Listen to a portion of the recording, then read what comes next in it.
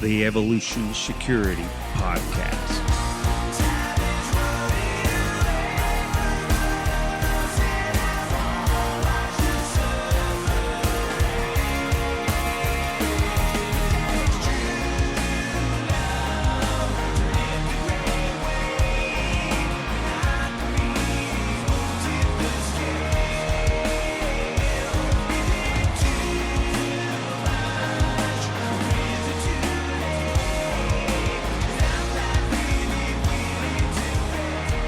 Hey, thanks for joining us on the EvoSec podcast.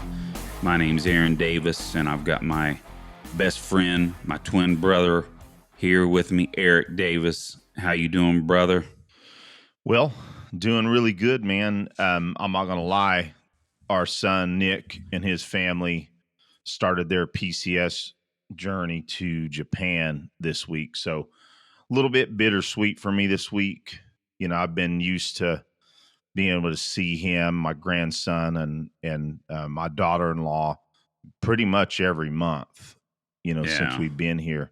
So, yeah, bro, I'm not going to lie. I'm a little bit sad about, sad about that. But, it's opportunities that God is opening to them, with his new MOS, doing whereabout is he going? Okinawa? Yep, Okinawa. Yep. Mm-hmm. Now, how close is that to Tokyo? Forgive me on my geography here. It's way off.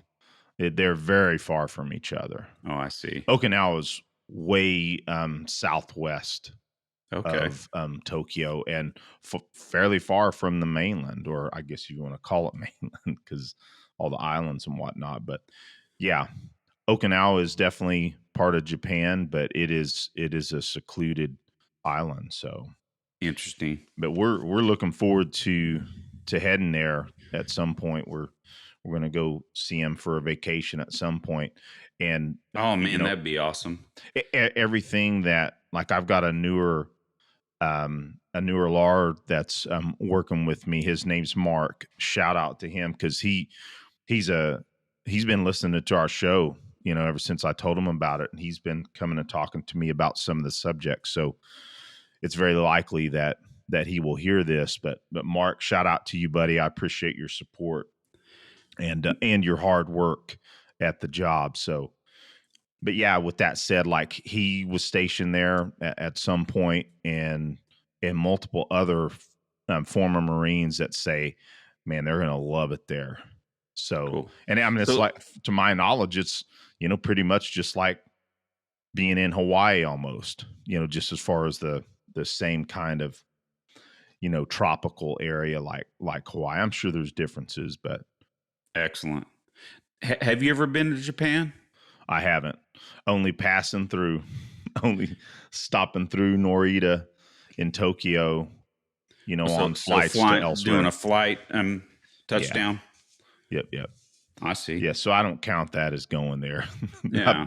If I did that, man, I've been in so many darn countries, but of course I don't count that fully. But it's, still, I guess you've been there. But okay.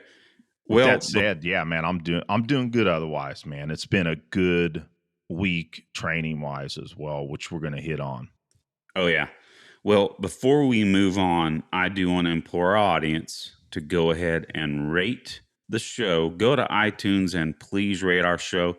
For the listenership we have, it's kind of ridiculous how few ratings we have. Yeah. So we only accept 5-star reviews, so just keep that in mind. But in all seriousness, please go out there and rate it, and especially share the show with your friends, because we know a lot of people would enjoy this show and get a lot out of it. We've got excellent guests, and I believe some excellent information for people to hear. Well, Aaron, if I could add to that, I'd also like folks to go out to our YouTube and Rumble channels and subscribe and get on there and like some of our videos. Now, granted, I know a lot of folks out there, I'm the same way. Even Joe Rogan's show, I'm not apt to sit down, and watch a long form interview. I prefer listening to long form interviews. But that said, we're going to start putting a lot more, shorter content.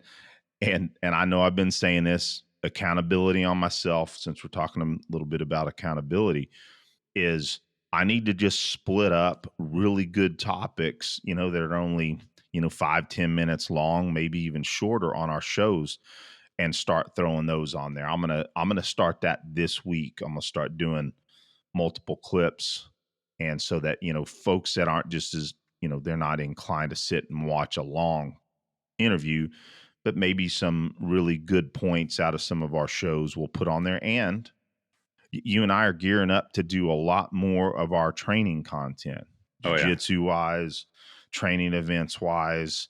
And so folks, get out there and subscribe and like some of our videos, because it'll help us grow. And Aaron, I'll second what you were saying. It is a little silly knowing the downloads that we get on our audio versus how many people watch our videos on YouTube. It's a little bit embarrassing, but that's okay. We just need to keep pushing people to go out there and at least subscribe to help us if they're listeners. And let's just face it, if they get something out of our show and they don't mind doing that, it'll help us. Yes, sir. Well, bro, let's just jump right in here. We have a lot of fun topics to get through here. So why don't you take it away? Well, Aaron, you and I had been speaking not too long ago about the notion that concealed carry holders are a massive threat to society. That's certainly something that the anti-gun left, or the left in general, like to portray. And they push, and they definitely manipulate statistics. I mean, everybody does it, I suppose. I just think on the conservative side there's going to be less of that. But Aaron, I have to start with this one bit of information. So you and I were speaking on the phone, I think it was yesterday, after I had left the range. Or was that 2 days ago? Goodness. Yeah, 2 days ago. No, it was yesterday. Goodness gracious. I'm losing time here.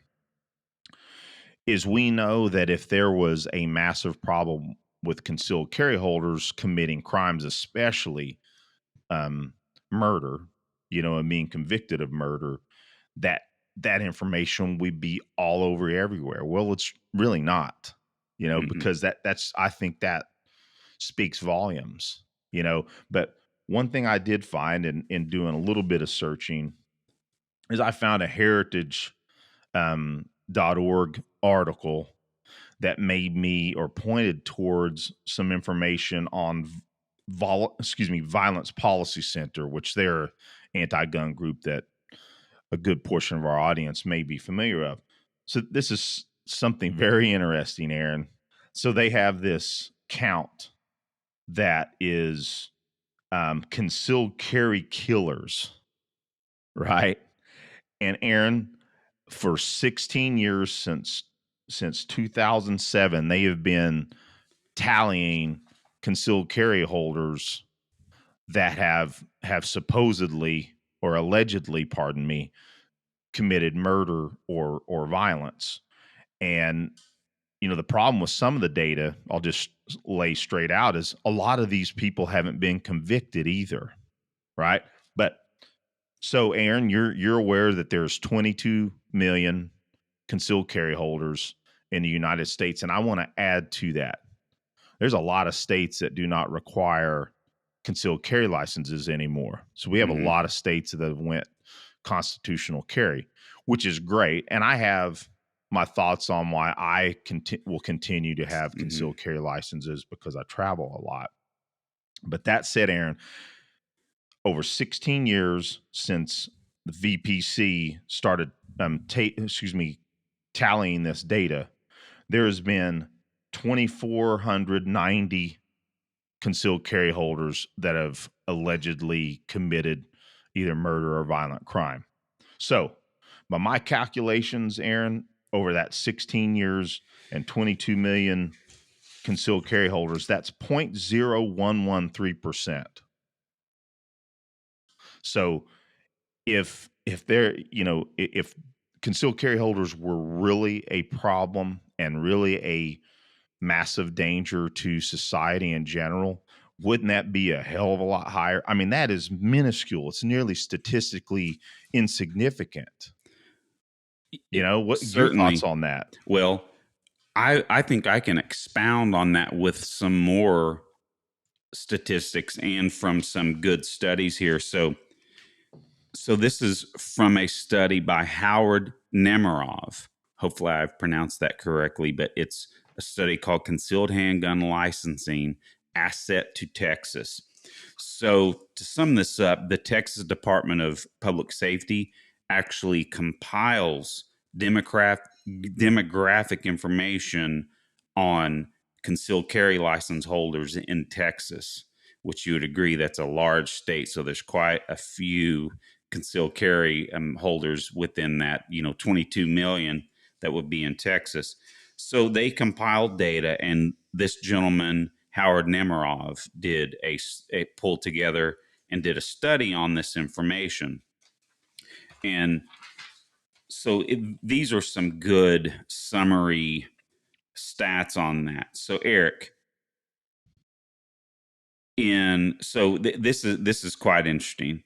So from 2005 to 2007, there were 103 crimes. Let me digress a little bit. They look at data of convictions of the normal population, non-Texas license holders, and police.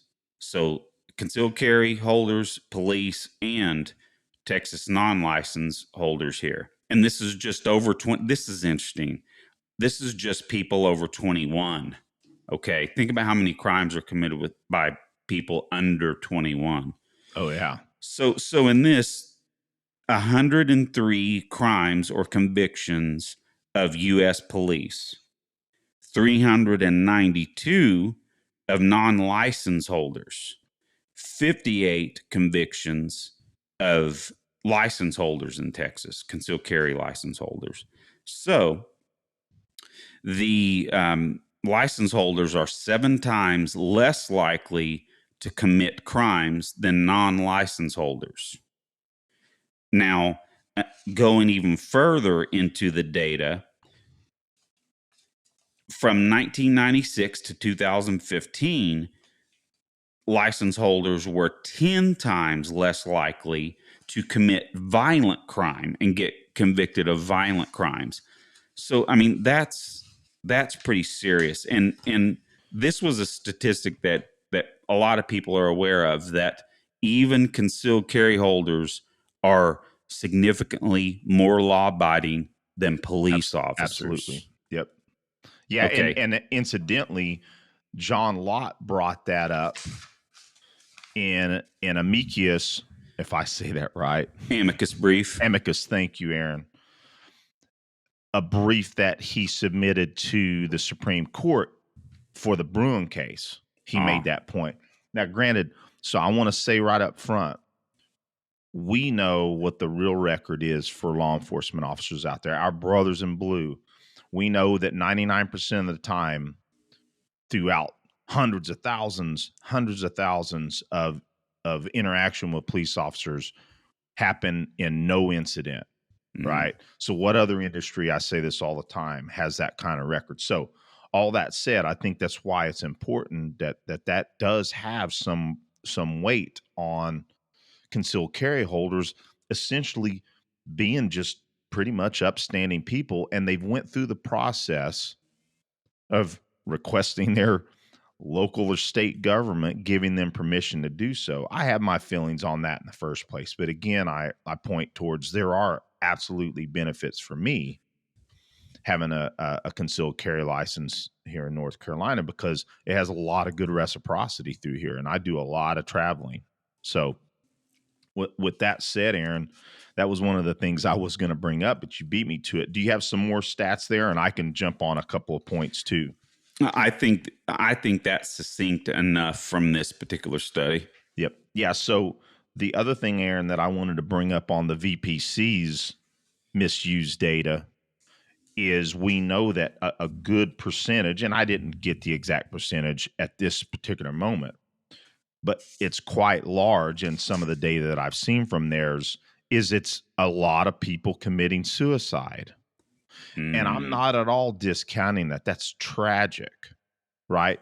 But in these instances, those people that committed suicide, they didn't commit murder against another person holding a concealed carry license. Unfortunately, they had, you know, likely some mental issues or just, whatever caused them to go that direction. So I think it's misleading to use suicides as like there's somebody out there going and shooting somebody out in the old West like they try to portray.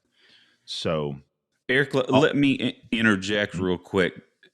Taken back to a few episodes ago, why we're here and why we're actually going to start digging a little further into these stats is because of the egregious things said by the governor and the DAs, etc., in New Jersey regarding their concealed carry laws, that they were so concerned of the danger that concealed carry holders would hold against the public at large.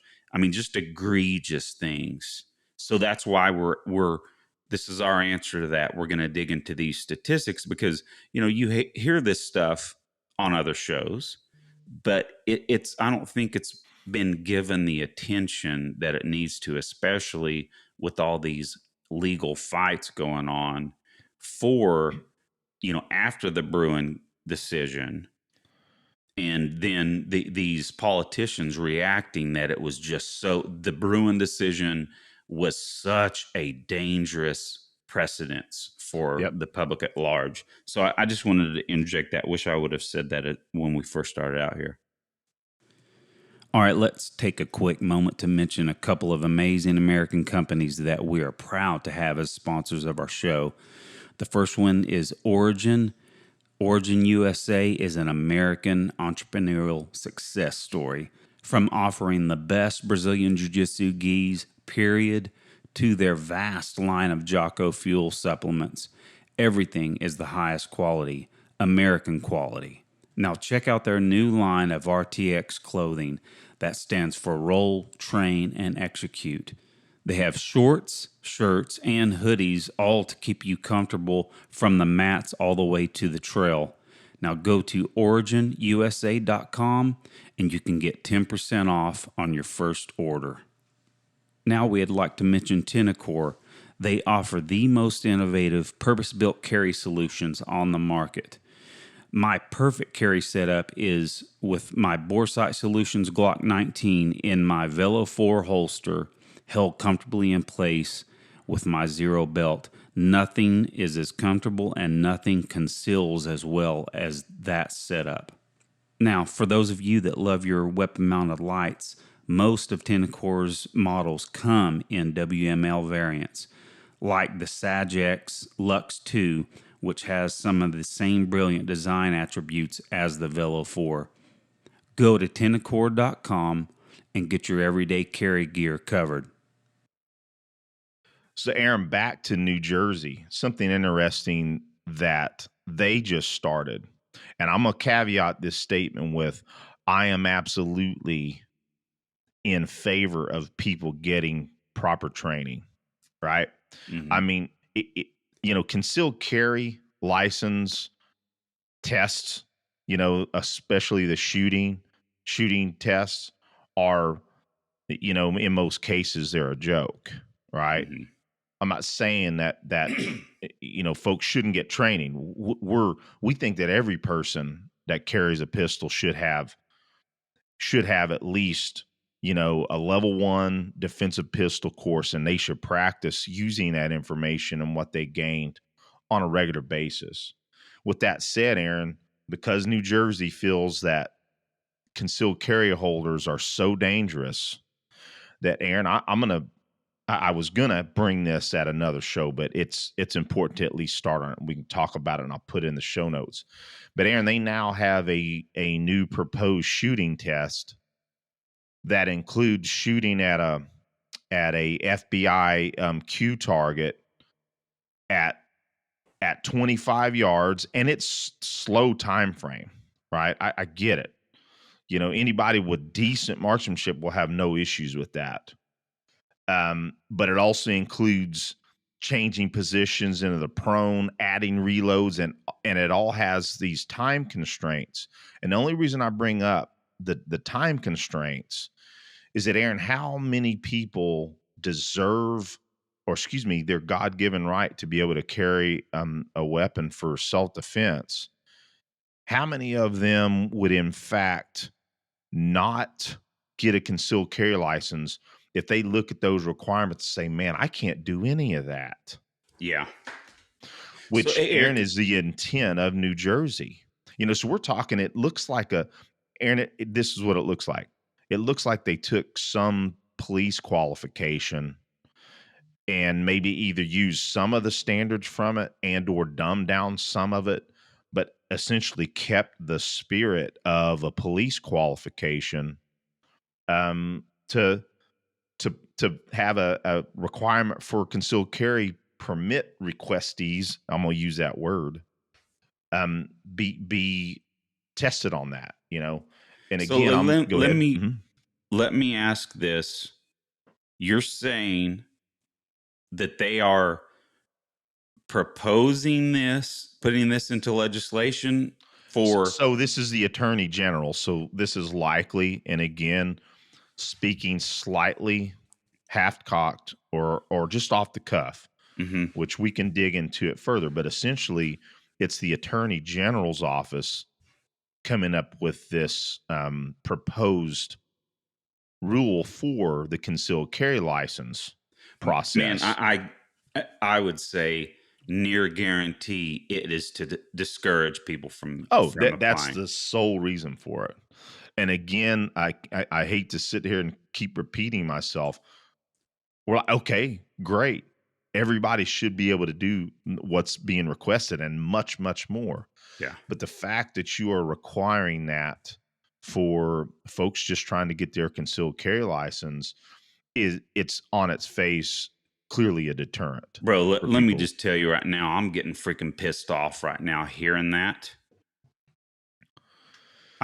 Man, I will, sorry people that live in New Jersey, but I will never go there and pay taxes for a hotel or whatever. I will never go there. I will never go to California. I will never go to New York. Okay. I'm sorry, but I'm freaking pissed off about this. That they hate freedom that much. Yeah. I'm with you, man. It's very infuriating that when we look at the data that we're kind of presenting here and bro, those people are protected every freaking day with people with guns. Yep. But the little guy can't do it. Okay, you carry on because I'm not acting here. I'm getting pissed off. It's okay, Aaron. We have every right, and surely so do those people as well. And Aaron, I'm remembering my train of thought. The point I was going to bring up is that for our listeners out there, again, to drive home what Aaron was saying earlier, is that we made the decision that we are going to start compiling this type of data in a filtered down version and start extrapolating the data better, and maybe even possibly be a place where, you know, especially on our website, I plan on throwing up a section on our website that's going to be possibly one resource for some of this information. But I think, you know, basically we need better information than what we have out there, and we know why. It's because it's such minuscule statistics or minuscule convictions of concealed carry holders. And then on the flip side, we know that, again, the data that the CDC took down off their website. Why did they take the data down? Because at the behest of anti-gun organizations, the statistic of around 250,000 to 3 million people a year save themselves or others with a firearm, and 85 to 90% of the time the trigger doesn't have to be pulled. So then we juxtapose what data we're talking about here, this 2,490 concealed carry holders that VPC has been able to tally in 16 years. It's it's ridiculous on its face. Well, So bare minimum, thousands of people protect themselves and others a week. yeah, and Aaron, I think it really brings me to another concern that the left has, and Aaron, so I'm gonna, a shout out. I'm holding up. This is an older book. I have the newer version ordered right now because it's some of the data I want to pick apart, and this is More Guns, Less Crime by John Lott. Now, all you can find online is Refutations of that book. say again now. I'm jumping ahead, but if you search No, for information on that, you simply find refutations of it. yeah, and a lot of times you've got folks, just because the NRA obviously is going to latch onto some of this data. Why wouldn't they? Because it's scientific, empirical data that, unfortunately, it tells a picture that the left hates. So then they go and they try to pick apart. Oh, he's just a NRA poster child or an NRA flunky. So you can't. So they're just trying to discredit his data instead of to provide their own data. Mm-hmm. That's at a minimum that isn't completely flawed. But anyway, so a shout out to our buddy Greg back home there in Oklahoma. Who I ran into just the other day at the QT as I was getting some coffee. Awesome. Greg's a great person, a really good friend, and a huge contributor to why you and I are sitting here right now. I agree, So, man. but I'm looking at this, and this is signed by Greg. Happy 26th birthday, Eric. Greg. Wow. Nearly 24 years ago. So, yeah, so this is definitely a dated book, but the information here still is valuable. So, Aaron, one of the left's concerns is, concealed carry holders, it just going to cause an increase in mass shootings, right? Oh, so yeah. let me see if I can do this with my eyes here. So, Aaron, regarding mass shootings, so John Lott took some studies or a study that looked at some data from 1977 to 1992. With that, this excluded, Aaron. Let me see if I can get this. Sorry, buddy. This excluded crimes involving gang activity, drug dealings, a holdup or a robbery, drive-by shootings, that explicitly or implicitly involve gang activity, organized crime, or professional hits, serial killings, or killings that took place over the span of more than one day. So, again, what a real mass shooting is, not what the left tries to compile using those types of crimes to amass their I would say data. What they want people to think of when they say mass shooting, they want to make everybody picture in their mind that it's one of the terrible public random mass shootings where it's Yes. some nutcase that opens fire on people. Exactly, Aaron. To your point, the data used here where places like public shootings occurred include such sites as schools, churches, businesses, bars, streets, government buildings, public transit facilities, places of employment, parks, healthcare facilities, malls, and restaurants. So that's what the left wants us to believe, is that all these mass shootings that are gang related, crime related, are those types of shootings. So with that said, Aaron, states that implemented non-discretionary concealed carry regimes, which is essentially shell issue, right? Mm-hmm. Those states over time reduced public shootings by 69%, right? So, and another factor of this, Aaron, and this is I really found interesting as I sit there and read this, and this can explain how the left sometimes can say, hey, concealed carry increases these types of shootings. And so when I read this, I was like, bingo, that's how they can try to manipulate this data. So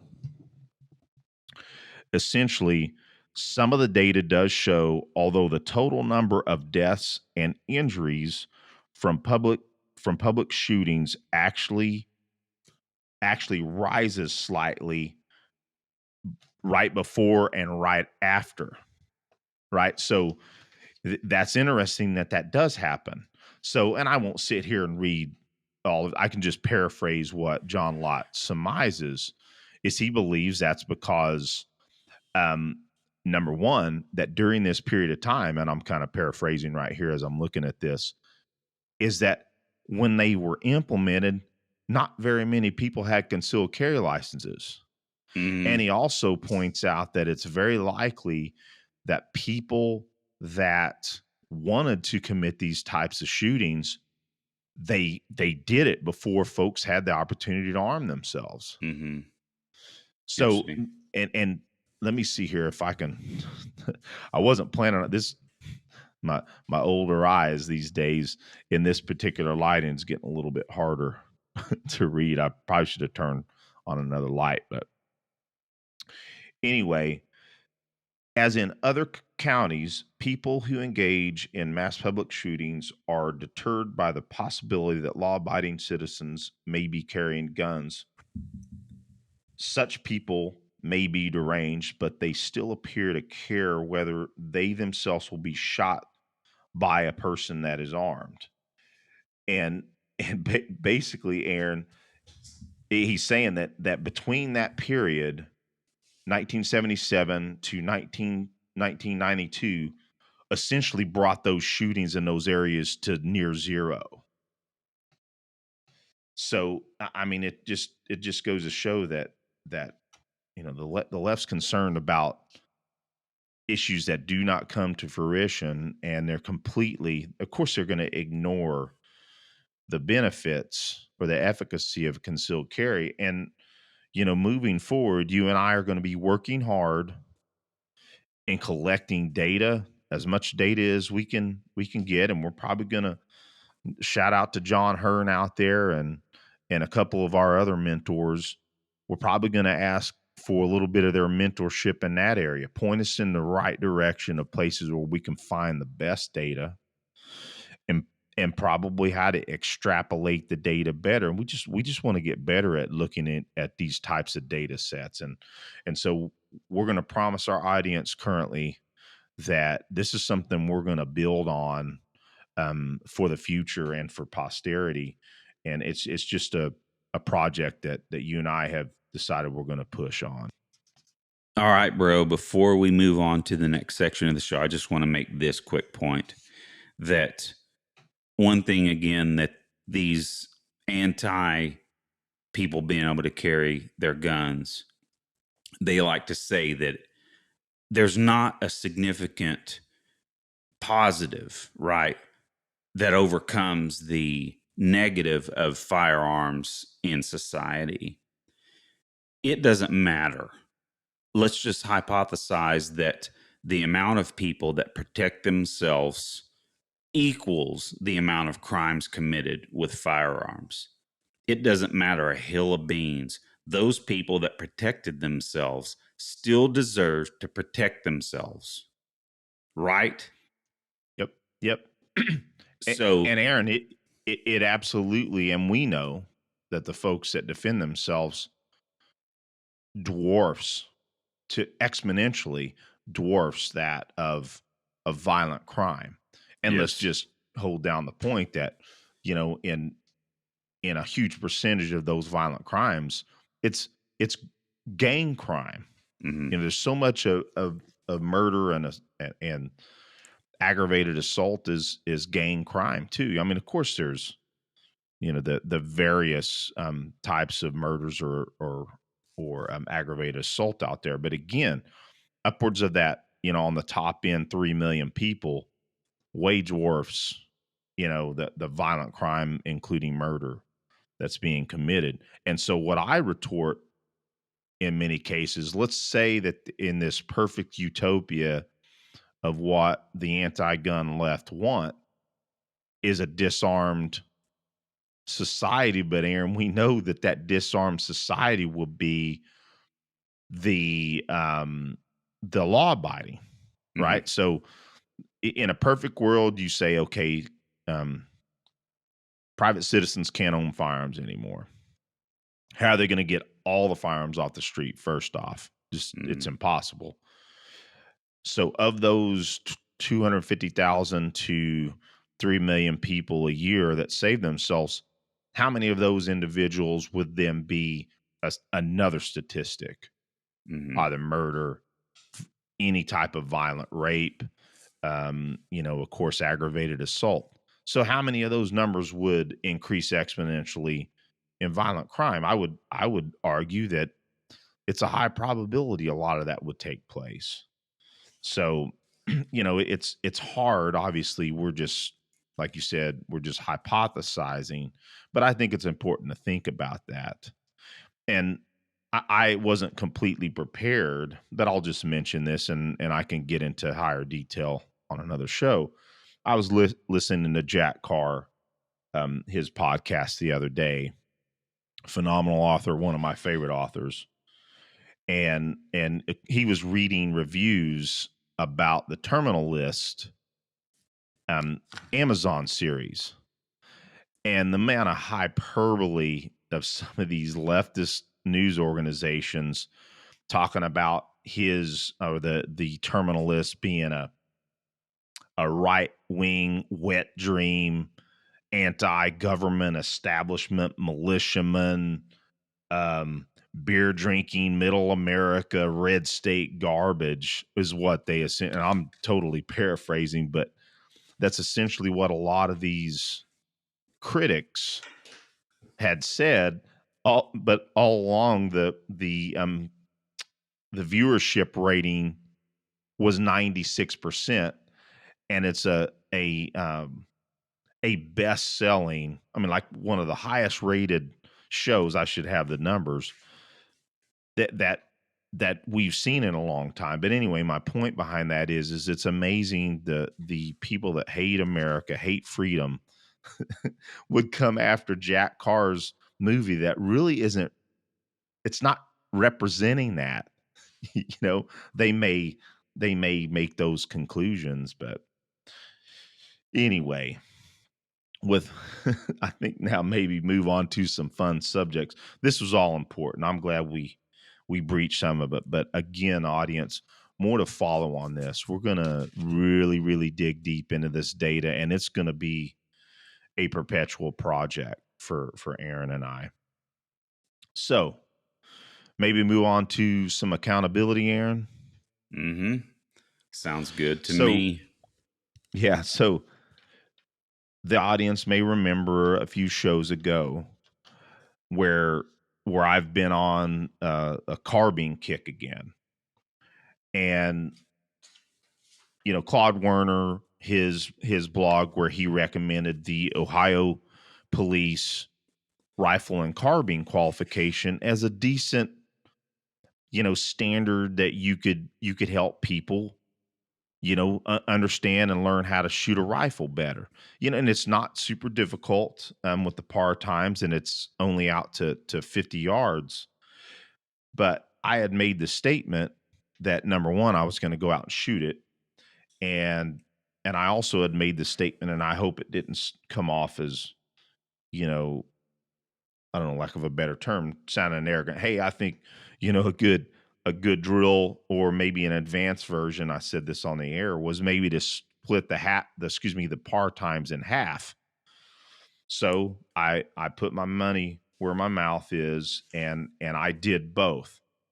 interestingly enough, and I'm going to put some screenshots of my target that I used when I did this, and I used an IDPA target, per Claude suggestions. That's the target I had. So it's not the complete spirit of the qualification, but I, like I said on the air that couple of shows ago, is that just use what silhouette you have. It doesn't matter if it's the perfect facsimile. The intent is there. So yeah, I use the IDPA target, and I use IDPA scoring. And incidentally, the first time I shot it, I was down 2 points. And when I did it half par times, I only was down one, which is, I sit and thought about it. It's probably likely because it could have something to do with that I had already shot it once. Yeah. But also, Aaron, I observed that when I told myself that I had all that time, what I was doing a little bit of was over confirming. Mm-hmm. Right. So I think that's just maybe a risk if you're used to shooting that type of drill a little bit faster. I think I was over confirming a little bit, but still I was happy with those results. But just hitting it on a few of the times, which I'll be honest with you, once I started shooting it in half the par times, I was like, this actually is a decent challenge. Maybe not for some of our buddies out there that are way better at carbine than myself. I'm an average shooter with carbine, but I plan on getting a hell of a lot better again at it. I used to pay way more attention to carbine, but like, say for instance, the 5-yard line, one string, 3 rounds in 4 seconds. I was supposed to do that in 2. I shot it in 1.38 seconds. At the 7-yard line, there was it was 3 headshots, 3 rounds in 5 seconds. So I did that in 2.06 seconds. And where it got a little more challenging was when I got to the 25-yard line. So the original 25-yard line start, or one string, there's 2 strings at 25, is 1.5 seconds one round. It's like, oh boy, that's out at 25, that might be a little tough to do under 75, but I shot that one in 68 seconds. And I viewed my target each time because I wanted to know how each string was. And I was center mass on that one. And this one, I really thought, man, this is going to be a little harder. And that's let's see here. So it's, you load your magazine has 2 rounds only. And from the start signal, you're going to fire 2 rounds standing, kneel, reload from bolt lock, and then 3 more rounds. And like, man, I had to get in a hurry on that one. But I shot that. I gave myself a little time. I shot it in 6.03 seconds, which I should have shot under 6. But I guess that 300th of a second, I'm going to give myself. So that's the one that I was right on the par time. So, and then the last one was at 50 yards where you have to, was 10 seconds to fire 3 rounds, starting from standing, dropping to prone. And I did that. So I had to do that in 5 seconds. I did it at 4.89. So nonetheless, I tested that theory that a more advanced version could be doing it in half the par times. And I really, honestly, Aaron, think it is a valuable test. Your thoughts on that? Oh, it sounds excellent. And I need to do that myself because, here we had a good friend reach out to us and say he was going to be in my area and wanted to see if we could maybe hit a class with him that is performance pistol and performance carbine. I'll have to dust knock the rust off of my carbine skills before I go there. But Aaron, I would absolutely take this, and I resent it to you. mm-hmm. The Ohio Police Rifle and Carbine qualification. With the regular par times, it's fairly easy. But if folks aren't rifle shooters or carbine shooters, it might be a little bit of a challenge. So again, that's why I brought that up, and kind of following Claude's lead on that, is it's just an overall good test, out to 50 yards is likely where civilians that and under are going to use it anyway. So if you get really good at that, you're going to be a formidable shooter. And if you can do it in half the par times, not just because I did it, but I believe that that's a decent standard. Yeah. So now with some other accountability. So I also shot Kyle Defoor's hat qual. I shot the 7-yard stuff pretty, and I won't go into each bit of that. I'll put in the show notes. The 7-yard piece I passed. The 100 yards, I failed miserably. So for the 100 yards piece for the Kyle Defoor hat qual, at 100 yards, you start from standing, drop to prone, and fire 10 rounds into a B8 bull in 14 seconds or under. I was under par, and I'm going to post all this on social media. I shot it and right under 13 seconds, or right at 13 seconds. I should have that in front of me right now, but I don't. But it was right at 13 something seconds. But I shot a 65. So when I got down there, I was like, a little bummed about that, but it just shows you where I need to work. And I will say this, and this is not an excuse. It's just a fact. My astigmatism at speed, it is very hard for me to see that B8 bull that well, to be able to shoot under time constraints. So unfortunately, I think, like we've been talking about, I think for stuff like that, I think I need that better vision that a LPVO is going to offer me. And it pains me to say that, because as a soldier, I was very prideful about, doing all that type of shooting, out to further distance with just irons or red dots. But it's just a fact, man. But that was fun, though. I still enjoyed that. As I'm listening to you Say talk again? about that, as I'm listening to you talk about that, I look forward to seeing how well I can shoot out at 50 and 100 yards with just the dot now, with my vision, with my synthetic lenses, my Yeah. bionic vision, as I say now. I still I have think, go ahead. I still have a little bit of astigmatism that I think there's just no way to get rid of all of it, with my eyes. But I look forward to seeing how much better I can shoot with the dot, with my aim point. Yeah, you might very well find that you can shoot that Call to Four a little easier with a dot than I can. It just, man, I shot the time, and I could see the B8. So really what I was doing was trying to aim center of the repair center, but still I was not seeing that well enough looking through even my solid aim point T1. It's got good glass. Once I looked through it, my astigmatism was enough that it distorted the target enough that I just was not getting the consistency I believe that I could otherwise. But Mm-hmm. it was a lot of fun, though. So one last thing regarding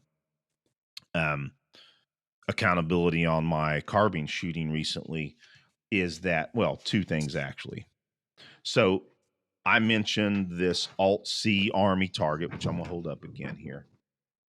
And you may recall that during that carbine episode, I recommended some of the Army's alternate qualifications using this Alt C target at 25 meters. And I had pressed the issue that I think that if people get really good at those qualifications, they're going to be very good with a carbine or a rifle. And so what I'm going to be honest with you, I'd shot some pistol too after I'd shot those other carbine drills, and I'd been out in the heat for 2 hours, and I frankly got tired, but I wanted to at least play with this Alt C again. So I didn't adjust my zero or anything. So I just adjusted my hold and held the top of the silhouettes. And I simply said, okay, I'm gonna press the trigger as quickly as I can on a solid sight picture. So essentially, if you want to use a term, I for folks who would understand this, more of a rapid fire version.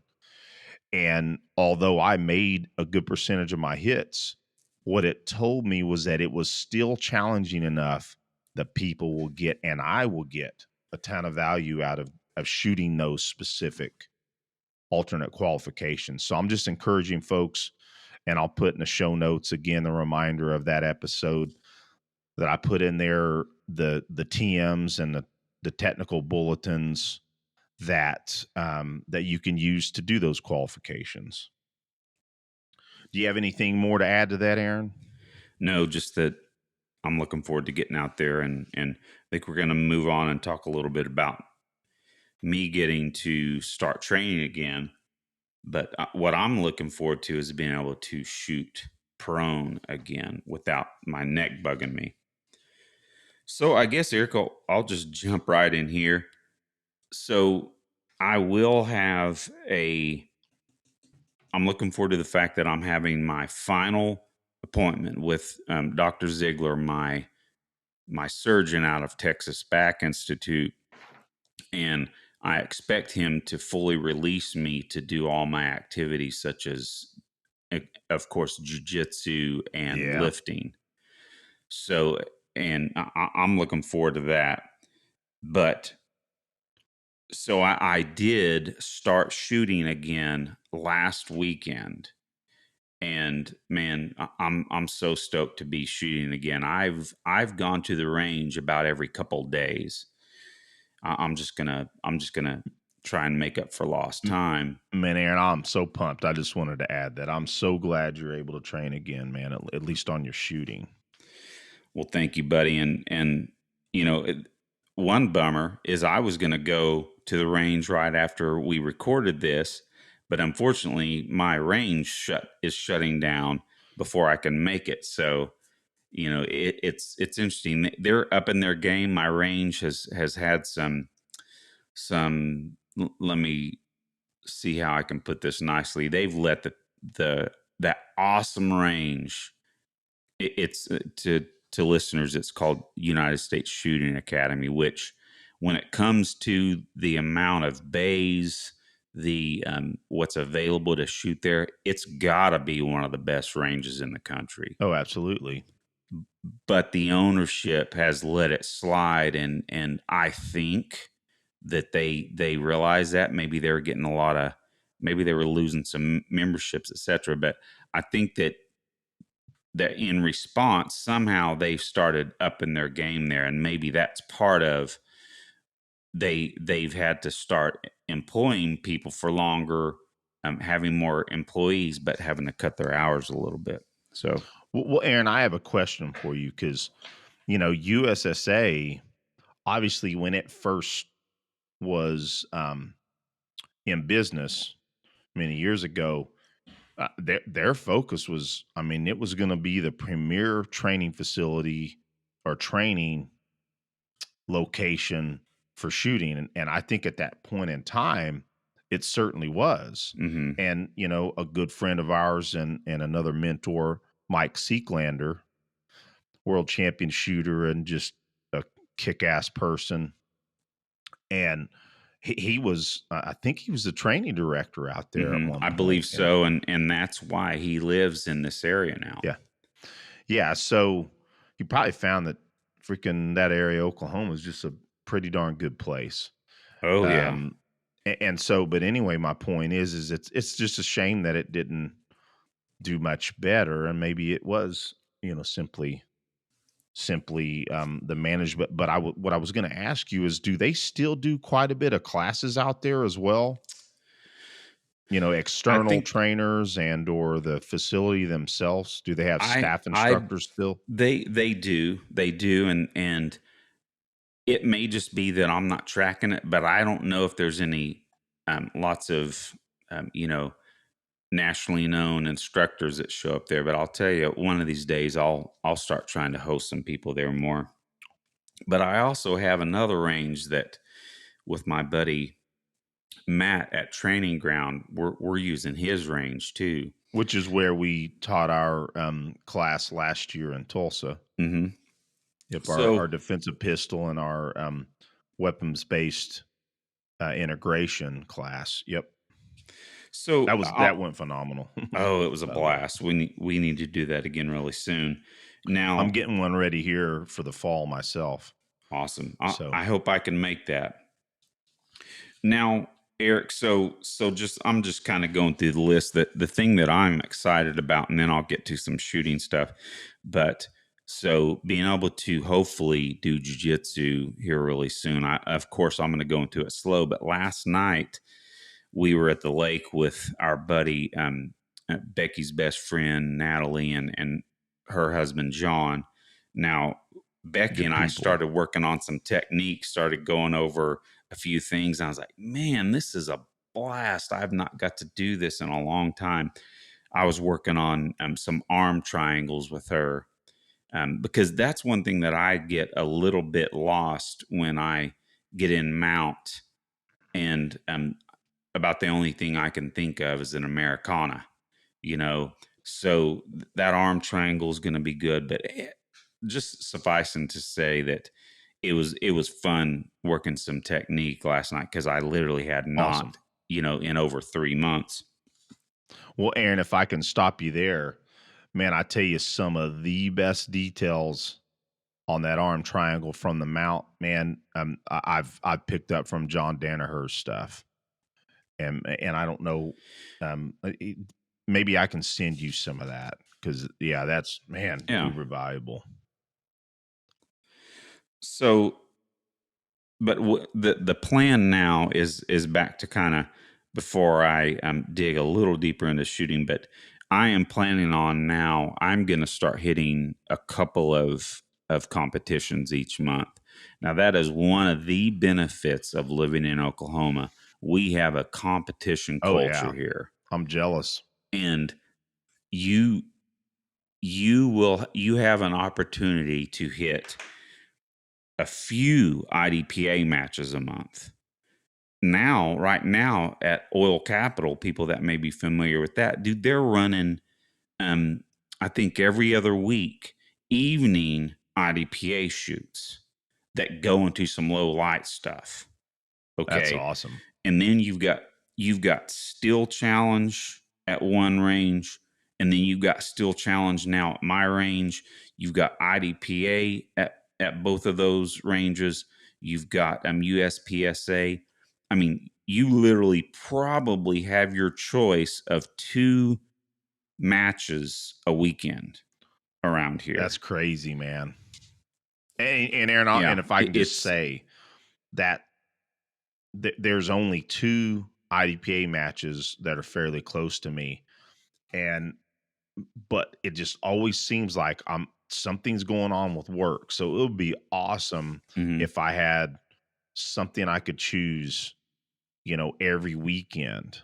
It would be a lot easier. But frankly, mhm. again, this is a show about accountability. I just hadn't made it a priority. If I made it a priority, I Yeah. could get to some of those matches. So I'm just going to be upfront about that. I'm going to make it a priority along with you. Well, heck, bro, you are new to having a good range that you can Yep, go to already. So you've been taking advantage of that, big and time. dude, you've been doing a lot of shooting Yeah, lately. and I have So, I've been shooting pretty much every week. Not last, excuse me, I shot last weekend with Nick, but the weekend before that I had to skip a week for work reasons. But yeah. anyway, go ahead. I'm taking from your thunder. Oh, that's fine, bro. So now, like I said, I've hit the range. I think about every other day this week, and now I started actually in the middle of the night feeling a little embarrassed of my little clip that I shared on You Instagram. shouldn't be, That bro. I love it, I man. was sitting there. I was sitting there thinking, man, I kind of wish I had a GoPro because I want to start again showing some Mhm. accountability of us shooting. And I thought, man, I'm just going to try this for the heck of it. And I posted that little clip of me with my Oki GoPro. Dude, I literally showed my target and I put my GoPro in my shirt pocket and just for the heck of it and did a quick little string there and yelled yeehaw at the end, trying to indicate, my Oki GoPro kind of vibe there. That was awesome. I But love it, it was, man. It made my day when you sent that to me. It but it was fun, but just part and parcel of being able to go shoot. And here's what I am going to do is that range is literally a mile from my office. So I think from now on, I'm going to hit that range a couple times a week during my lunch hour. An hour worth of shooting, an hour or so, when I show up there with all my mags loaded. Yep. Now that's another thing I have to do is I have to show up with at least 2 pistols, because in this heat and the sun, dude, my pistol gets too hot to freaking shoot. Now, but so having all that stuff ready to go and just running down there and shooting for about an hour is going to be money, because it's still, even though it's not too bad, my range is about 30 minutes from my house, but dude, that's an hour worth of driving. So, but man, I think that's it right now. But I'll on the next episode hopefully be able to give that good news that I'm able to hit some jits. Yeah. I think he'll release me. I really So look forward to you being able to, excuse me, get back out on the mats, man. And, I'll just say it right now.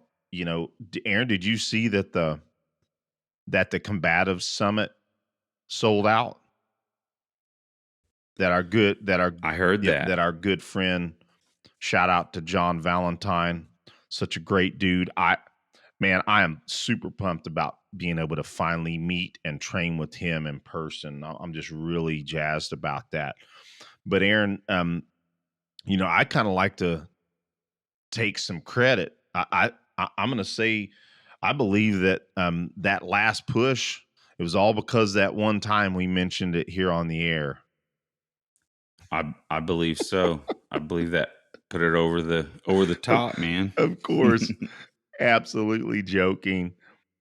It's we'd be lucky if one person signed up hearing it on there. I'm joking, a little bit self Hey, but deprecation, that's but honestly, and I was texting back and forth.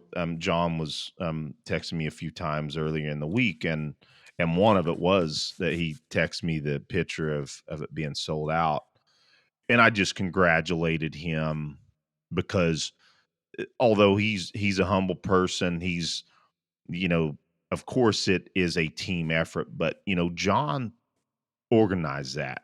He deserves every darn bit of credit for this coming together. Had he not have taken the steps to put that together, it wasn't going to happen. Or mhm. it wouldn't happen like it did or in this time frame. But he's just being humble. But over the year, I just want to congratulate John and give him some props for him putting that together and essentially putting together the pinnacle of all the instructors in the combatives and weapons integration community. And man, I'm pumped. I get to go there in just under 2 months now. But yeah, I just wanted to joke about that. Of course, I hope everybody that heard me say that knows I'm absolutely kidding. It was John's work and his marketing, and the other folks in the combative summit marketing it as well. I just wanted to play a little bit, but man, awesome! It sold out. But then I think that hopefully, Aaron, I didn't step on some of your accountability. Man, all I am going to say is that another update regarding my surgery recovery. Of course, the main symptom for the last 20 years that I've had is numbness in my fingers. And anyone that knows about stenosis in the neck, that's the main symptom, right? I can say this, that has reduced so much that I notice it now, because it maybe once a day I notice it. Before, I mean, throughout the day that would occur, and I'd have to deal with it. But again, that is what's going to allow me to shoot prone again. I'm stoked about that. But another thing, Eric, that I'm looking forward to is, remember, I set up my home gym right before. It was maybe. It was maybe a couple of months that I was able to lift a little bit, but I was so limited because every time I would lift, I would come away with my arms so Hmm. numb. And of course, my strength had gone by then. So I am looking forward to hitting my home gym hopefully this week. Well, Aaron, and I know, I'm gonna throw this out there again. We always mention starting strength. Aaron, if you want me to, just so you don't, I mean, the book is awesome, and you should be using starting strength. But to get you kind of warmed back up, I can straight up write you a little bit of a program if you want me to. Oh, I'd love that. Please do. Yeah, just to get you rolling, and you do it for a few weeks or a month, and then put all your focus into programming from the starting strength book. I just want to make things a little easier for you, because I can just jump on and hit you a program up Oh in yeah. no time if you want me to.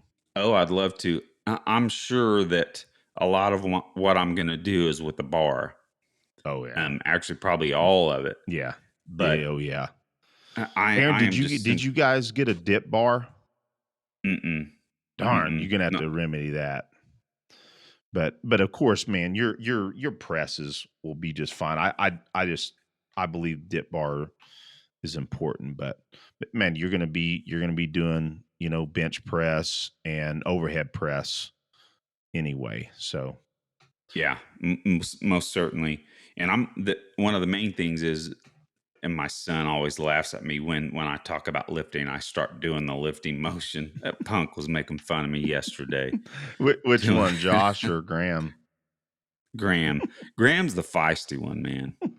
But well, well, so go ahead. yeah, I am looking forward to being able to do squats, because that was the main movement that would really jack my neck up, of course, because it wasn't pressure. It was just simply, dude, if I moved my neck, so here's vertical, right? If I move my neck 3 degrees back or 5 degrees back, I'm just giving a number, my fingers would start going numb and burning. It's not horrible right now. I mean, the audience has known I've had back issues over the years. I do have a request from one of my doctors for another MRI. I'm getting around doing just fine. I'm mainly, to the point is, I'm training jiu-jitsu pretty hard. I am not lifting as heavy as I was even 2 months ago, because I'm trying to make sure that I'm being cool with making sure that I'm not doing too much, when my goal right now is improving on my jiu-jitsu.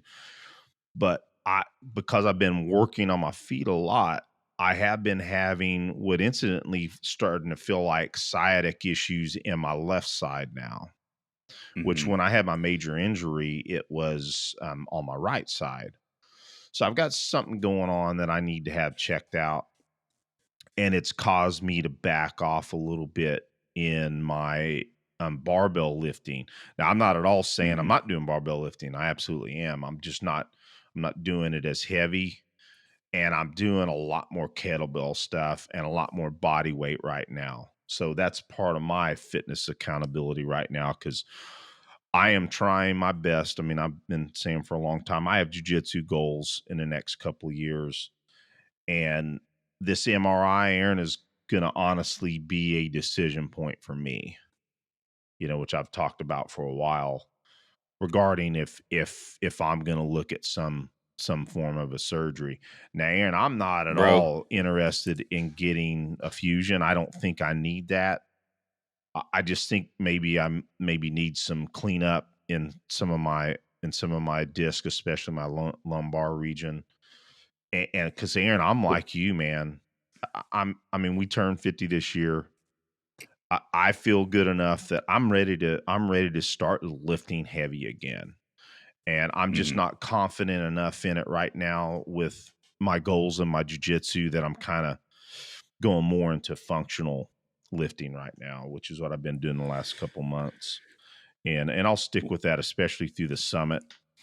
Risk any injury going to the summit. I'm just trying to avoid that. But anyway, Aaron, I'm Well, pumped bro, for you as on your. as Go ahead.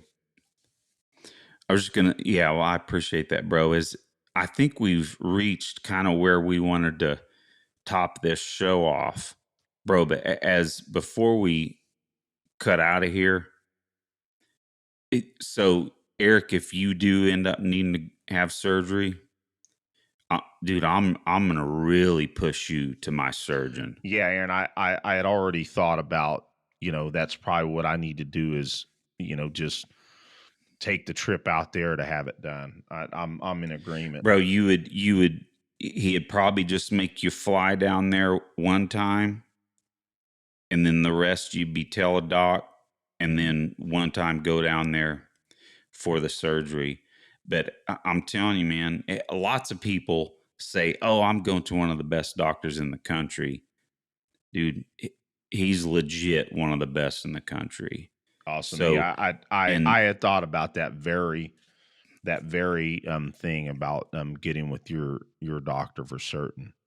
So now to be very clear, neck surgery is not as bad recovery wise as back surgery. yeah, yep, But there's people I know right now that had neck surgery and they are in excruciating pain. yeah, And dude, I had to have a lot of work done on yeah. my neck. When Dr. Ziegler came in to see Becky right after my surgery, he didn't even sit down. He walked in the room, and as he was walking in the room, he said, "Whoa, that was a lot of Yep. work." And the bone spurs, etc., didn't really show up as much on the X-ray, so they had to do a lot of work on it. But for me, the worst part of this surgery has been not being able to do much. Oh, I know And I gotta that's what I don't look forward to at all. part Yeah. of accountability, man, in this time not being able to be very active. Now maybe I should have cut the beer and maybe a little bit of food, but I put on about 10 pounds while I've been in this recovery. Well, you're getting the opportunity to square that away right now, so I know you will. Well, so my key is on I just have to believe that the fact that Eric was never in pain. Never. That's awesome. Okay. My because of the way they take you and lay you on your back and pull your neck down over the end of the table and strap your head down. So because of that, it makes your muscles really sore. But I don't call sore pain, right? Yeah. Yeah. Um, I never ever felt like I had metal hammered and screwed into my spine. So, and I just believe that had to do with Dr. Ziegler's skill. So, Well, man, enough I'm with about you. that for now. But Well, yeah, Aaron, if you can you give me 2 or 3, maybe 5 minutes max of your time? Because of course, I did because I think it's important in accountability to hit just a little bit on jujitsu that can help people. okay, So just real quick, number one, and I said this other cool shout out to Lee King, my instructor. It was real cool because Justin and I run the 0600 Daybreakers, and Lee's been coming and teaching in the morning with us, and it just so happened to be one of my days, and I was there on Thursday night, typical training, and Shout out to Roy Marsh. He was teaching that night, which is one of Lee's instructors. And Lee said, "Hey, Eric, I'm going to be there in the morning." And I was pretty pumped about it. And you probably saw some of the social. So Lee's going to start coming down a little more during the daybreakers and taking class, which I'm super cool with. One of the things I was going to mention, and I'm just going to double down on video. And you know, it's one of those things, you can't be with your instructor all the time, right? Mm-hmm. I think one of the most valuable training regimens we push on this show all the time is video and visualization. And Mm-hmm. so one of the things that really just has changed a lot of my jiu-jitsu game in the last month, man, has been a lot of the Danaher stuff, and specifically a lot of the top game stuff. It really has kind of changed the way I think on top game, and it has really improved my my game on the top. So I just wanted to again push our audience members out there that, man, if you know, augment a lot of your training with video. I think it's just valuable. And so that's one thing that I also wanted to mention is, man, I'm mad at myself for like the last 6 months, Aaron. I hadn't been going to open mat.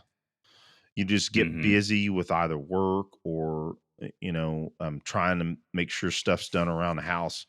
But man, in the last few weeks, I've been back at open mat on Sundays, and man, what a blast. You know, and really sometimes it's just cool just to roll in and just freaking roll. You know, and so yeah, I definitely have been having a blast and a lot of development at open mat. So yeah, man, I think that's a bit. Excuse me, I think that's about it for me on accountability. It's kind of cool that we should do this way more, Aaron. You know, just do accountability shows. Yeah, You know, that was one of the features of our show in the past, but you know, we've just been having, we migrated towards having more time with our guests. yeah. Now, I actually prefer having more time with our guests than having to do the accountability at the end of each show, but at the same time, we still need to do it. Well, Aaron, again, a lot of our listeners comment on that's one of their favorite things, and a lot of our mentors comment on that. So Mm-hmm. this is a way we're going to continue to do it. We're going to have individual shows where we just kind of summarize our accountability, you know, for the last month or something like that. So let's keep this up for certain. Sounds good, brother. Well, Aaron, you have a blessed evening. I'm gonna go downstairs and figure out what I'm gonna grill. I'm gonna pull something out of the freezer and grill me some chow. Excellent. Well, same thing. I'm going to take my family out to go eat. It's our Cool. Sunday night thing where we sit down to a meal someplace to where Becky or I don't have to cook. And let me say, when I say Becky or I mean Becky. She does all the cooking. It is funny. It's the reverse here, but you know, I love cooking. Mm-hmm, So mm-hmm. but Jan is a great cook too, man. Shout out to her because she told me that she sit down and watch most of the Tessa Booth episode. That made me happy because I know cool. she watches our show every now and then. Oh, so awesome. it's cool. She watched that, but yeah, I cook more than her, but it's because it's my choice because I love cooking. Yeah. So, well, Aaron, you have a blessed evening, man. I love you, man. You have a good one. Love you too, brother. Have a good one. Bye.